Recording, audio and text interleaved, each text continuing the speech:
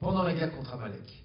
Pendant la guerre contre Amalek, comme Moshe levait les mains, alors on gagnait, et quand il baissait les bras, alors on perdait. Il y a des explications sur ça.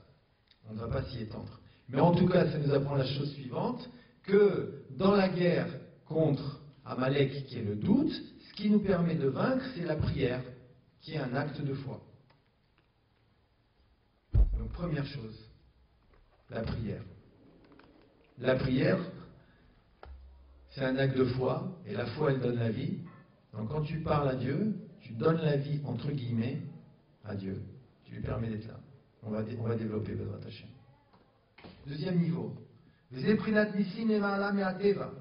Il dit, et la foi, c'est l'aspect des miracles qui sont au-dessus des lois de la nature. Parce que la prière, elle est au-dessus de la nature. Pourquoi? Parce que la prière, la nature a des lois contraignantes.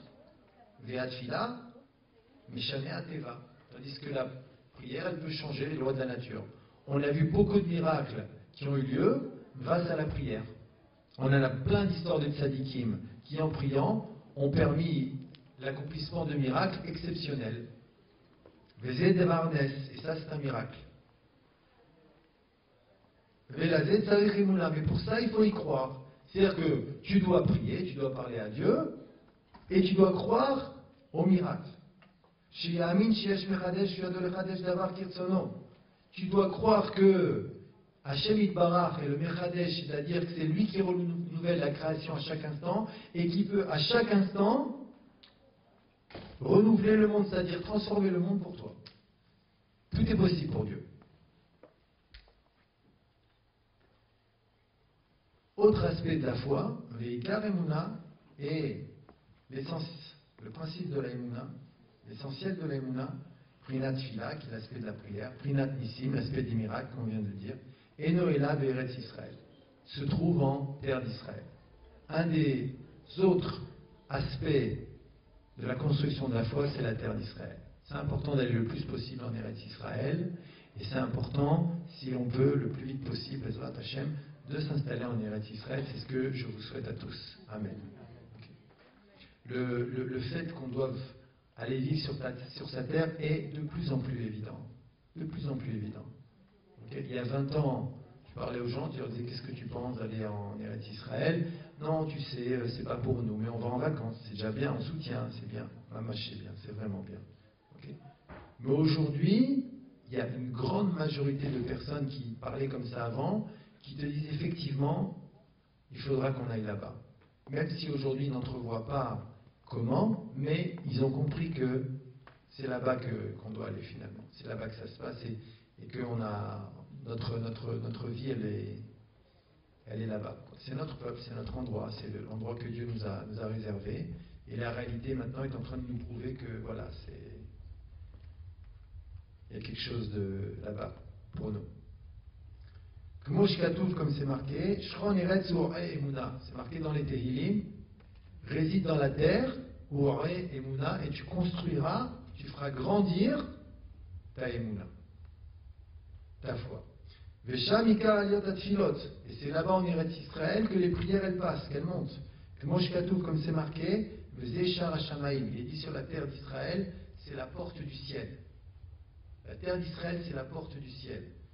Quand Yaakov a dormi et qu'il a fait le rêve de l'échelle et des anges qui montaient et qui descendaient, quand il s'est réveillé, il a dit Vezeshar Hashamaim.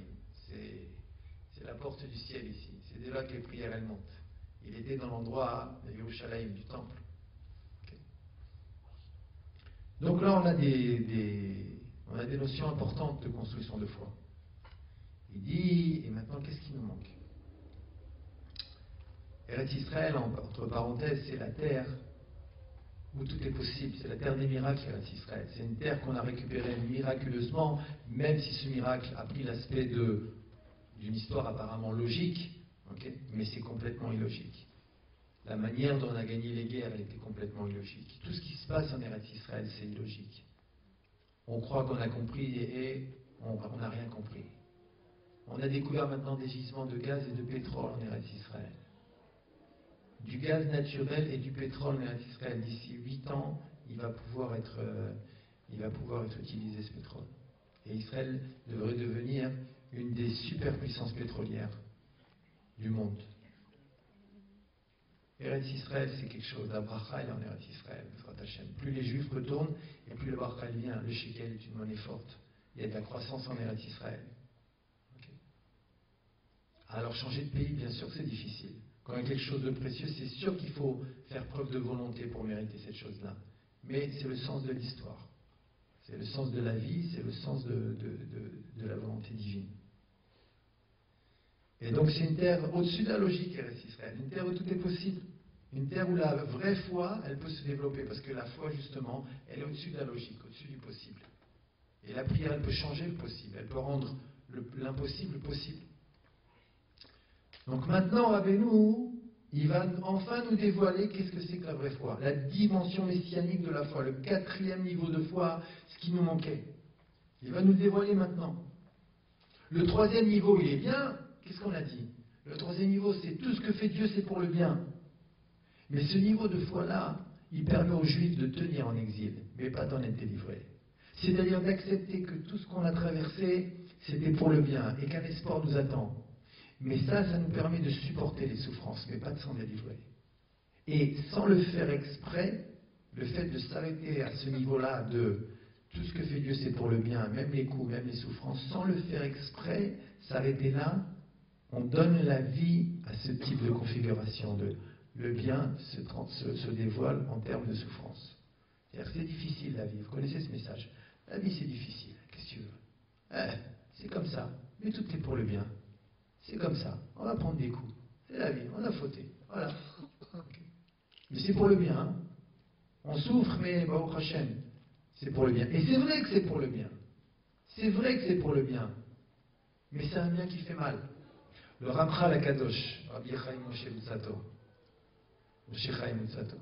le Ramchal, okay, il disait que les 2 arbres qui étaient dans le Gan Eden, dans le paradis, font allusion à 2 manières d'arriver à la vérité. Il y avait le Etz HaChaim, l'arbre de vie. Et Hachem, il a dit à Adam et Chava, à Adam et Ève, vous pouvez manger de celui-là, mangez de celui-là. Le Etz HaChaim, c'est la Torah, l'arbre de vie. Nous dit aussi le Zohar Kadosh que le Etz HaChaim, c'est le tzaddik, le juste, le saint. Écoutez les paroles des tzaddikim. Étudiez la Torah. Attachez-vous à ce qu'elle dit. Ça, c'est le chemin de la vie. Et maintenant, il y a une autre manière d'arriver à la vérité. C'est l'arbre de la connaissance du bien et du mal. Etz Hadat Tov Vera. Arbre de la connaissance du bien et du mal. Dit le Ramchal, qu'est-ce que c'est cette manière d'arriver à la vérité qui s'appelle l'arbre de la connaissance du bien et du mal? C'est que pour arriver à connaître le bien, j'ai mal. Et ça, Hachem, il a dit, ne mangez pas de cet arbre-là. Ne mangez pas de ce fruit-là. Celui-là, il ne faut pas y toucher. Ne le prenez pas. Il n'est pas bon pour vous. Vous allez arriver au bien ultimement, mais vous allez avoir mal. L'arbre de la connaissance du bien à travers l'expérience du mal. L'arbre de la connaissance du bien et du mal.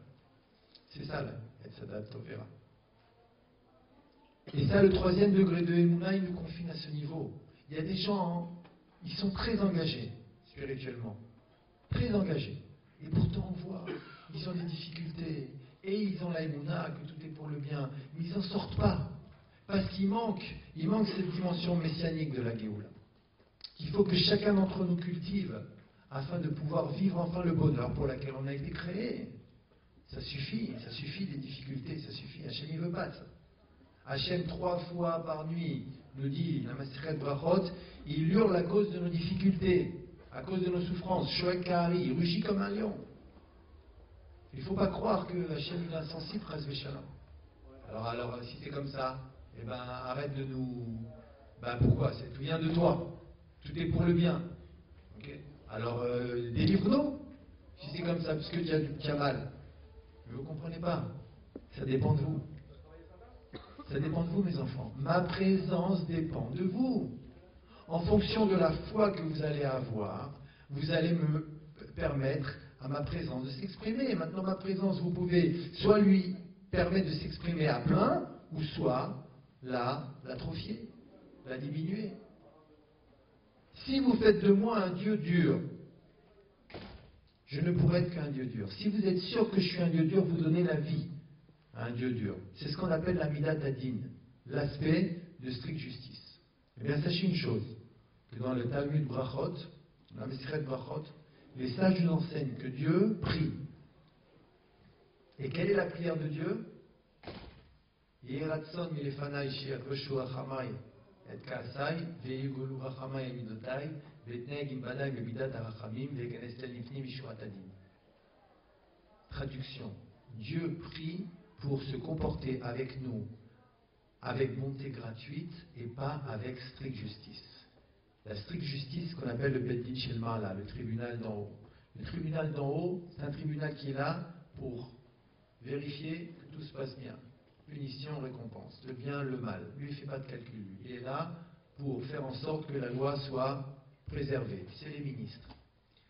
Et ils doivent être là, parce que le libre arbitre existe. Mais Hachem, lui, il nous dit, mais moi je suis au-dessus, moi, ce qu'on appelle la Midat Arachamim. C'est la bonté gratuite, Arachamim. Et Hachem prie pour se comporter avec nous selon cette bonté gratuite et pas selon la stricte justice. La stricte justice, c'est l'art de la connaissance du bien et du mal.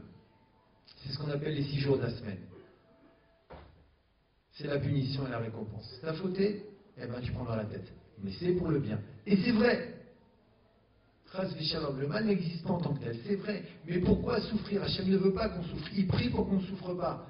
C'est quoi le message de cette prière? Qui prie généralement? C'est quelqu'un qui est dans une situation où il ne peut pas s'en sortir. Ça ne dépend, les choses ne dépendent pas de lui. Le fait de nous dire, c'est une image, que Dieu prie, c'est pour te faire comprendre que ça ne dépend pas de moi, nous dit Hachem. Ça dépend de vous. C'est selon la place que vous me donnez. Marqué dans les Teilim qu'on dit dans le Shabbat.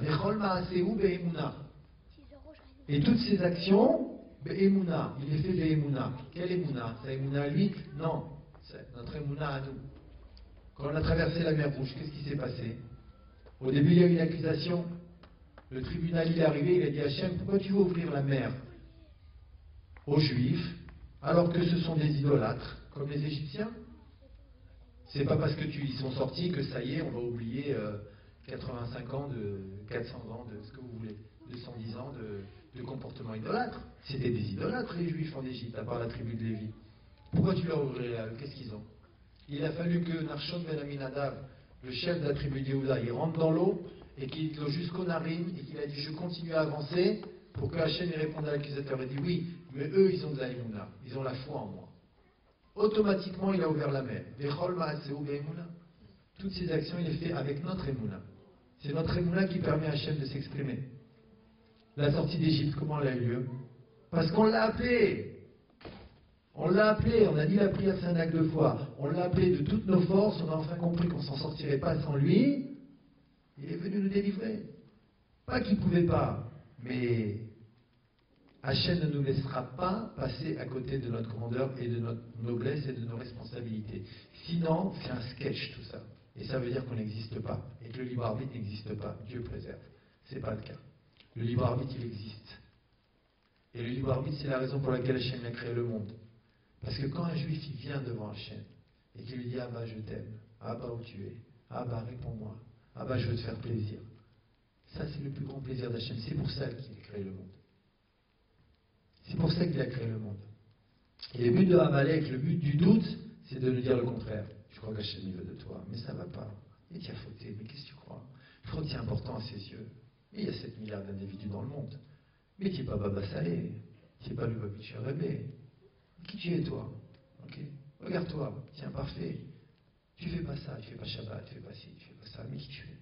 Je crois qu'Hachem est important à ses yeux. Regarde l'histoire du monde, combien il y a eu de souffrance. Il faut qu'Hachem s'intéresse à l'humanité. Et Hachem ne veut pas de toi. Dieu préserve. Ça, c'est Amalek. Ça, c'est l'exil, ça. Et on peut tenir de tels propos tout en étant religieux. Tout en étant religieux. On peut être impliqué dans la vie spirituelle, dans la Torah et les mitzvot, mais être sûr que Dieu, attention, hein, si tu fais pas ça, oui va voy. Ah, tu prends dans la tête, c'est comme ça. Si tu n'as pas fait parfaitement comme il fallait, c'est pas ça. C'est pas parfait, c'est pas ça. Dans la tête. Ça, c'est la Torah d'exil, ça. C'est la Torah de tout est pour le bien, même la souffrance.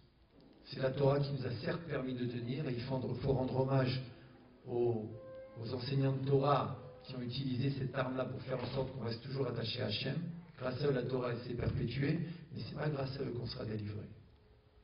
Il y a la Torah de maintien, et il y a la Torah de la délivrance. C'est à ce niveau-là que se place Rabbi Nachman.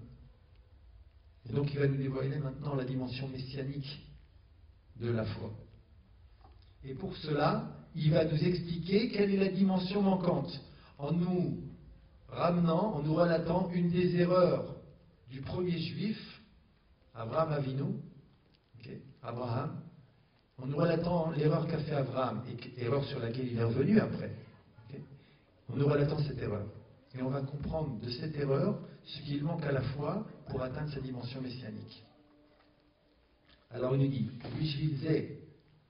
Shipagam Abraham Bema Eda, et c'est pour cela que quand Abraham a fauté en demandant Bema Eda, comment saurais-je? Alors c'est quoi cette erreur-là? Dans la Torah, c'est marqué qu'Abraham, à un moment, vous savez qu'Hachem, il lui disait, tu vas avoir une grande descendance, nombreuse comme les étoiles du ciel, comme les grains de sable de la mer. Okay. Et Abraham Avinu, en attendant, tu vas avoir une terre, la terre d'Israël. En attendant, Abraham Avinu, il n'a rien du tout. Il n'a pas d'enfant. Et Dieu lui promet, sa femme elle est stérile, elle n'a même pas de matrice pour enfanter.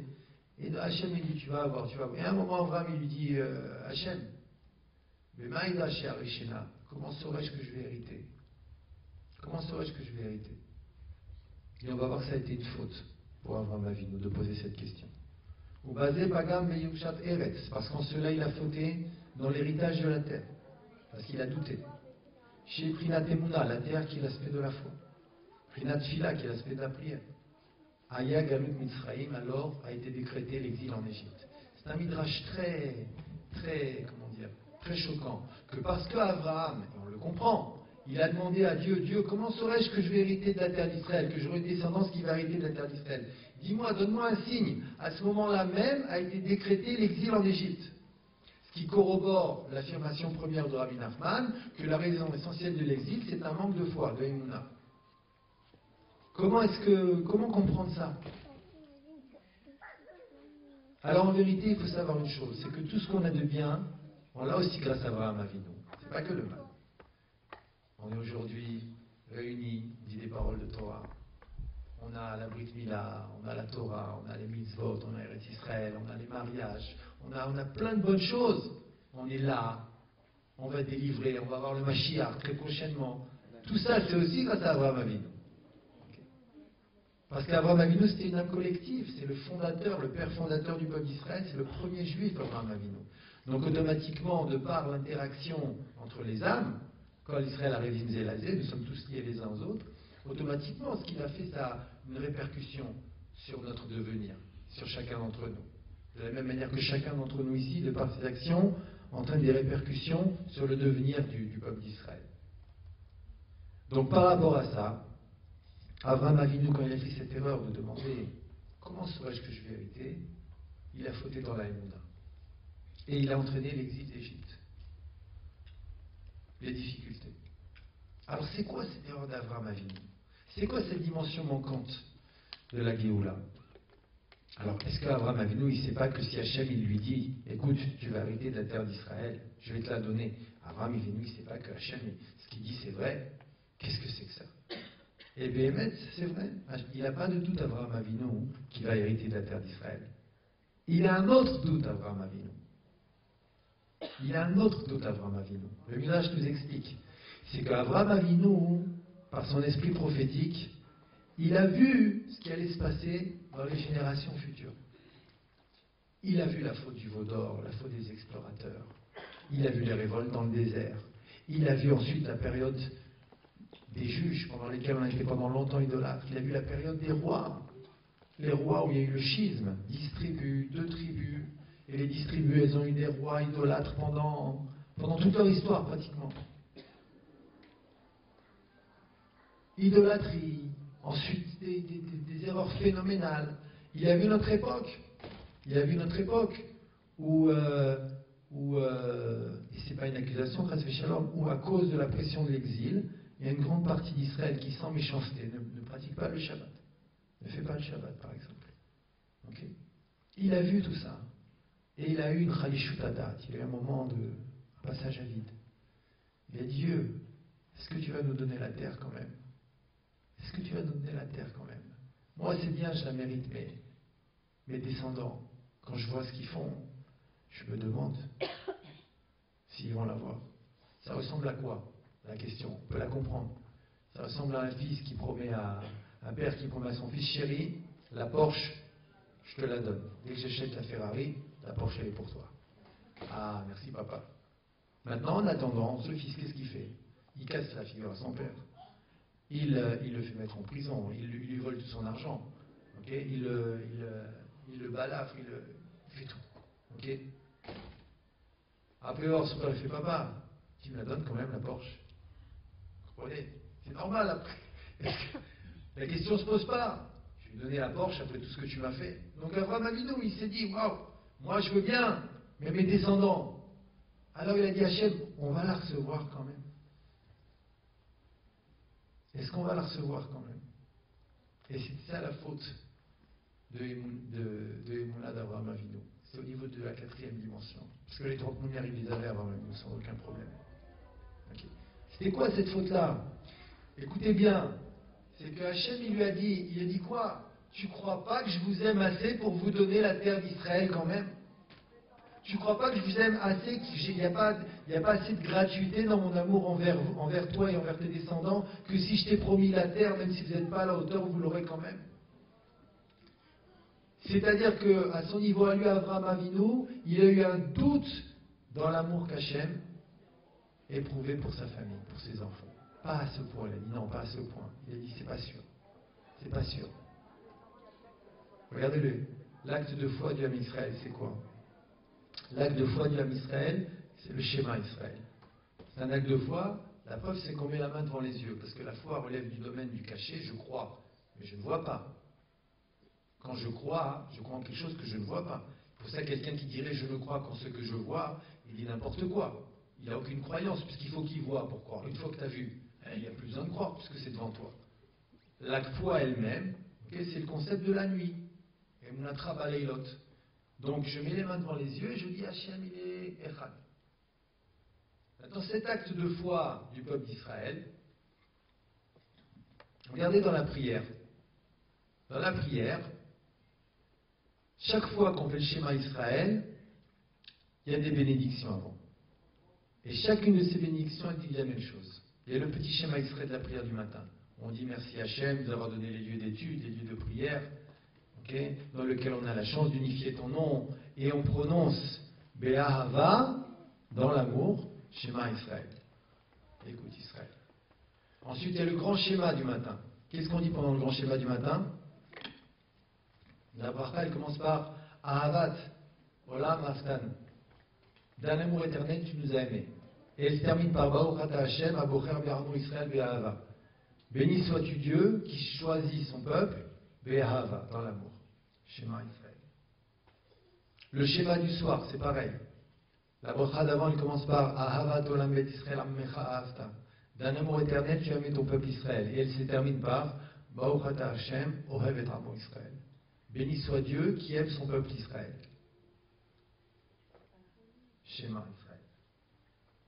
Et pourquoi c'est comme ça?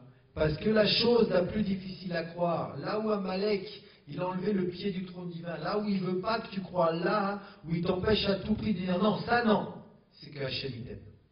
Et que Hachem il est prêt à tout pour toi. Il est prêt à changer le monde pour toi. C'est pour ça que chaque fois, tous les jours, on mentionne la sortie d'Égypte dans les prières. Pour se rappeler que quoi? Qu'est-ce que tu crois? Tu crois que c'était seulement avant? Même maintenant, Hachem, il peut faire 10 plaies, il peut aller jusqu'au point de changer toutes les lois de la nature pour toi, comme les 10 plaies d'Égypte. Il peut ouvrir la mer rouge pour toi, Hachem. Qu'est-ce que tu crois? Mais il faut que tu y crois. Il faut que tu investisses dans l'amour d'Hachem, dans ta foi, dans cet amour. C'est pour ça que dès qu'on fait Shema Israël, la première chose qu'on dit à voix haute, c'est Ve'ahavta et Hachem Elokecha bechol levavcha v'kol hashka v'kol meodecha. Et tu aimeras l'Éternel ton Dieu de toutes tes forces, de tous tes moyens, de toute ton âme. Investis dans cet amour, donne-lui la vie avec ta émouna. Et pour ça, il faut lui parler. Il faut prier, il faut lui dire, il ne faut pas avoir peur. Je suis important à tes yeux. Et il faut lui dire la vérité. Voilà ce que je ressens. Je ressens que tu m'as abandonné. Je me sens pas bien. Je sens que tu n'es pas là. Il faut donner la vie à la présence d'Hachem. C'est comme dans les relations humaines. Dans les relations humaines, quand est-ce qu'on ne se parle plus? Quand on n'a plus confiance l'un en l'autre. Dès que, par exemple, dans un couple, on commence à douter de l'intérêt de l'autre envers moi, ah, je ne suis pas la plus importante, ah, je ne suis pas le plus important, tu ne me respectes plus autant, tu ne me respectes pas autant, tu m'as mal parlé. Dès qu'on commence, Dieu préserve, à douter, à Amalek le doute, dès qu'on commence à douter de l'autre, qu'est-ce qui se passe? Il se passe que, hop, on ne se parle plus. Les problèmes, la midatadine. Alors comment est-ce qu'on peut se réconcilier? On se parle, on s'explique. Voilà pourquoi je t'ai parlé comme ça, parce que tu vois, tu m'as dit ça. Mais moi je pensais pas à mal quand je t'ai dit ça, c'est parce que moi ça m'a fait du mal, parce que je me dis, ah mais moi je savais pas, je voulais comme ça, c'est ma personnalité, elle est comme ça. Depuis mon enfant je supporte pas ça, ah mais fallait me le dire, j'aurais compris, j'aurais fait un effort, etc. Et je vais faire des efforts, je te promets, mais excuse-moi si de temps en temps ça me dépasse, parce que moi je suis contraire à toi, et j'ai l'habitude, j'ai plutôt tendance à agir comme ça. Et si on commence à parler, à se comprendre, mais qu'on reste connecté à la Emouna, que je t'aime et tu m'aimes, on est fait l'un pour l'autre. Si on reste connecté à cette Emouna, mais c'est stupide le divorce, ça suffit. Ça suffit, Amalek aussi gagne. Combien de divorces? Ça suffit. Tu te maries, ça y est, toi et moi, on est fait l'un pour l'autre, c'est tout. Et on va se battre et on va y arriver. Ah, dès qu'il y a le moins de petits problèmes, non, divorce, c'est comme les verres, c'est jetable aujourd'hui, tu jettes tout. Okay, allez, on prend une autre et on recommence. Ah, on recommence, ça marche pas. J'ai les mêmes problèmes. Ben, c'est normal que tu as les mêmes problèmes. Tu es venu pour te réparer. Tu es venu pour aimer, mais l'amour, ça se construit. C'est pas grave, c'est pas comme ça que genre, ça y est, ça vient tout seul, ça se construit l'amour. L'amour gratuit d'Hachem, il se construit aussi. Grâce à la Emouna dans cet amour, tu lui donnes la vie. Donc si tu n'y crois pas, tu ne peux pas lui donner la vie. Et c'est ça le 4e degré de Emouna. Que Dieu, ce qu'il veut, c'est toi. Hachem, il t'aime à toi. Il veut être avec toi. Il faut que tu y crois. Il faut que tu y crois, que tu saches que c'est vrai. Que tu enlèves le doute à ce niveau-là. Et même si des fois le doute t'étreint, fais-lui la guerre. C'est ce qu'on appelle Milchemet Amalek, la guerre contre Amalek. Fais-lui la guerre. Même si tu es submergé, que tu as un moment de panique et que tu demandes est-ce que je vais être sauvé, combat, parle, prie, appelle Hachem au secours. Dis-lui Hachem, sauve-moi de mes doutes. Dévoile-toi à moi, parle-lui tous les jours, reconstruis ta relation avec lui. Et comprends qu'il est assez important pour qu'il change le monde pour toi, parce qu'il n'a créé le monde que pour toi, c'est marqué dans le Maseret Sanhedrin. Hachem, il est sans arrêt avec toi. Hachem, il t'aime. Ça suffit maintenant la souffrance. Ça suffit la souffrance, on est des gens bien, on est des gens importants aux yeux de Dieu. On est tous des gens bien. On a des défauts, on les répare. Qui n'a pas de défauts? Qui n'a pas de défauts? C'est normal. C'est humain. Okay. Et Amalek il m'a dit, mais t'as un défaut. Hachem il t'aimera pas. Tu vaux rien, t'es pas bien. Okay. T'es nerveux, tu changeras pas. T'es égoïste, tu changeras pas. C'est pas vrai, c'est pas moi. C'est pas moi. Donc, ça s'appelle la guerre contre Amalek. Et dans la guerre contre Amalek, quel est notre soutien? C'est le tzaddik, c'est le juste. C'est le juste. C'est-à-dire, comme dit Rabbi Nachman plus haut dans l'enseignement, et on va conclure avec ça, tu ne peux atteindre la Emouna, Yesha la Gia la Emouna, et là, Aliété émettre que grâce à la vérité. C'est-à-dire que tu dois savoir en quoi croire. Tu dois savoir quelle est la vérité, en quoi je dois croire. Qui c'est Hachem? Parce que si ta Emouna elle est incomplète, tu empêches Hachem de te témoigner son amour gratuit. Si tu crois qu'Hachem c'est des comptes, c'est un calcul, ok? Simplement il est en train de t'attendre, là voilà. T'as fait bien, je te donne. T'as fait pas bien, une droite. Okay? Si tu crois que c'est ça Hachem et tu limites Hachem à la midatadine, à la stricte justice, et Hachem il n'en veut pas de ça. Tu limites Hachem, et limiter Hachem, vous savez ce que c'est? C'est l'avodat zara, c'est l'idolâtrie. Une idole c'est quoi? C'est une vision de Dieu limitée à une forme. C'est-à-dire on a contracté l'infini, on l'a limité à notre propre croyance, au lieu de croire dans ce qu'il est réellement. C'est ça l'idolâtrie, c'est pour ça qu'on appelle l'idolâtrie dans la Torah Elohim Acherim, les autres dieux. Ça veut dire que tu crois à un autre Dieu. Le Dieu dur auquel tu crois, il n'existe pas. Mais tu lui donnes la vie malgré tout, parce qu'on peut donner la vie au mensonge. Même aux idoles, on peut donner la vie. C'est là qu'elle commence l'idolâtrie, quand dans ta relation avec Dieu, tu ne penses pas avoir l'importance que tu as réellement. Alors tu limites Dieu, comme quelqu'un qui pense que l'autre ne l'aime pas, hein, et qui crée une barrière avec lui. Dieu préserve. Dieu n'attend qu'une chose, c'est qu'on lui ouvre la porte. Mais pour ça, il faut savoir en quoi croire. Et Hachem nous a fait un cadeau, il nous a donné des tzadikim. Et dans notre génération, il nous a donné un tzadik immense, qui s'appelle Rabbi Nachman de Breslev, dont les enseignements, c'est la raison pour laquelle on est rassemblés aujourd'hui, sont capables, vous avez des livres, il faut acheter les livres, les Hachem, sont capables de nous redonner confiance en Dieu, confiance en notre importance, confiance en nous, confiance dans les autres, confiance dans la vie, et donc de nous reconnecter au bonheur, parce que c'est pour ça qu'on a été créé. Et c'est ça la délivrance individuelle, en attendant la délivrance finale. Amen, Kenny Ratzal.